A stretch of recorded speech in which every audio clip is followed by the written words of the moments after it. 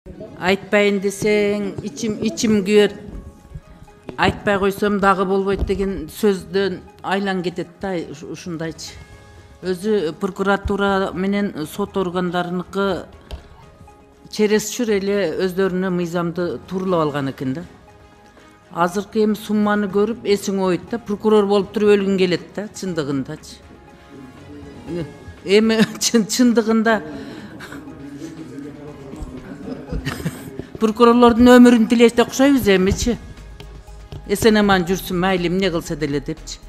Бирок мына жерден туура эмес жактары көп да. Булар пенсияга чыкса дагы миллион акчаны жөн алат экен. Пенсияга чыккан үчүн. Ага чейинкиси өзүнчө. Анан кийин пенсияга чыкса дагы эми укмуш пенсияга чыгат.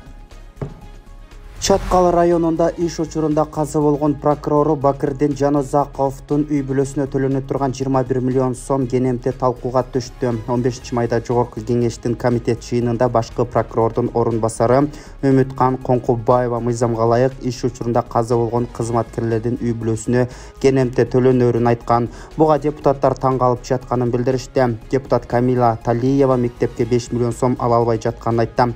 Ушундай чыгымдарга түткөн мамлекеттин казынасына дагы бара келди.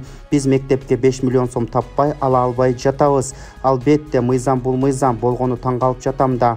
Мамлекеттин эмес, бул элдин акчасы, бюджет элдин акчасы да, деди Талиева. Өз кезегинде Надира Нарматова сот менен прокуратура кызматкерлери мыйзамды өздөрүнө ылайыктап жазып алганын айтып чыкты. Айтпайын десең ичиң күйөт, айтпай койсоң дагы болбойт. Өзү прокуратура менен сот органдары мыйзамдарды өзүнө тууралап алган. Азыркы сумманы угуп эсиң ойт да, прокурор болуп туруп өлгүң келет да чындыгында. Эми прокурорлордун өмүрүн тилейт окшойбуз, эмне болсо да аман жүрсүн деп. Бул жерде туура эмес жактары көп. Булар пенсияга чыккан үчүн эле миллион сом алат экен, айтсаң жаман көрөсүң, деди Нарматова. Өлкө башчысы Садыр Жапаров Кыргыз Республикасынын кылмыш жаза кодексине өзгөртүүлөрдү киргизүү жөнүндө Кыргыз Республикасынын мыйзамына кол койду. Бул тууралуу президенттик аппараттан кабарлашты. Мыйзам 2023 жылдын 5 апрелинде Кыргыз Республикасынын Жогорку кеңеши тарабынан кабыл алынган.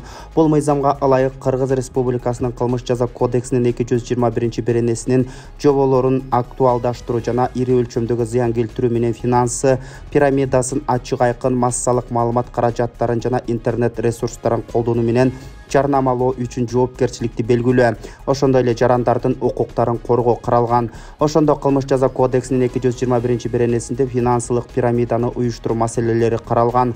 Ошол эле учурда кылмыш жаза кодексинин жогоруда белгиленген ченеминде финансылык пирамиданы жарнамалоо маселелери регламенттелбегендигине байланыштуу кабыл алынган мыйзам менен кылмыш жаза кодексинин 221 беренесинде финансы пирамидасын ачык айкын массалык маалымат каражаттарын жана интернет ресурстарын колдонуу менен жарнамалоо ири өлчөмдөгү зыян келтирүү менен коштолсо 1,5 миңден 2 миң эсептик көрсөткүчтөргө чейин 150 миң 200 миң сомго чейин айып салуу жоопкерчиликтери белгиленген өзүнчө норма менен толукталды. Туркиянын Анталия шаарындагы портто жайгашкан кайык жана яхта чыгарган кеме куруучу заводдо ири өрт чыкты. Бул тууралуу чет элдик басылмалар жазышты. Маалыматка ылайык объекттин ичинде химиялык заттар бар болгондуктан маал-маал менен жардыруу үндөрү угулуп, химиялык заттар жарылган. Жумушчулар кеме куруучу жайлардан эвакуацияланган. Өрттүн кесепетинен шаардын ар кайсы райондорунун кара тутун каптаган. Өрттүн чыгышына электр зымдарындагы көйгөй себеп болушу мүмкүн. Окуянын кесепетинен жабыркагандар такталып жатат. Өрт өчүрүүгө тик учактага тартылып, өрт толугу менен өчүрүлгөн.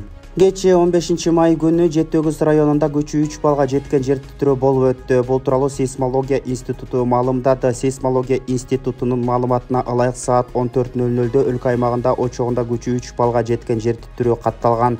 Жердин силкинүүсү Ысык көл облусунун Жетөгүз районунун Тамга, Барскон, Тосор айылдарында 3 балга чейин сезилген. Алдын ала маалымат боюнча жер силкинүүдөн жабыркагандар жана кыйроолор катталган эмес. Ош шаарында мыйзамсыз курал сактаганга шектелип кылмыштуу топтун мүчөлөрү кармалды. Бул тууралуу Ош шаардык ички иштер башкармалыгынын басма сөз кызматынан билдиришти. Маалыматка ылайык 15 майдан 16 майга караган түнү мыйзамсыз курал алып жүргөнгө шектүү кылмыштуу топ Ош шаарына батыш тараптан кире берүүчү жол айлампасынан кармалды. Алардын Mercedes-Benz үлгүсүндөгү автоунаасынан Аксу 74 үлгүсүндөгү автомат магазининде 4 огу бар болгон, бир дана тапанча магазинде 3 огу бар болгон. Кармоо учурунда кылмыштуу топ милиция кызматкерлерине каршылык көрсөтүшүп качууга аракет жасашкан учурда алгачкы тергөө амалдары жүрүп жатат. Кармалгандардын баары мурда бир нече жолу сот жообуна тартылган жарандар экени маалымдалды.